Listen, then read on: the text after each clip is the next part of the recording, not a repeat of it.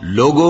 اپنے پروردگار سے ڈرو جس نے تم کو ایک شخص سے پیدا کیا، یعنی اول اس سے اس کا جوڑا بنایا، پھر ان دونوں سے کثرت سے مرد و عورت پیدا کر کے روئے زمین پر پھیلا دیے۔ اور اللہ سے ڈرو جس کے واسطے سے تم ایک دوسرے سے حقوق کا مطالبہ کرتے ہو، اور قطع رحمی سے بچو، کچھ شک نہیں کہ اللہ تمہیں دیکھ رہا ہے۔ اور یتیموں کا مال جو تمہاری تحویل میں ہو ان کے حوالے کر دو، اور ان کے پاکیزہ اور عمدہ مال کو اپنے ناقص اور برے مال سے نہ بدلو، اور نہ ان کا مال اپنے مال میں ملا کر کھاؤ کہ یہ بڑا سخت گناہ ہے۔ اور اگر تم کو اس بات کا خوف ہو کہ یتیم لڑکیوں کے بارے میں انصاف نہ کر سکو گے تو ان کے سوا جو عورتیں تم کو پسند ہوں، 2 یا 3 یا 4 ان سے نکاح کر لو۔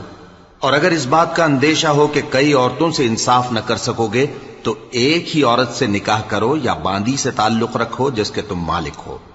اس طرح تم بے انصافی سے بچ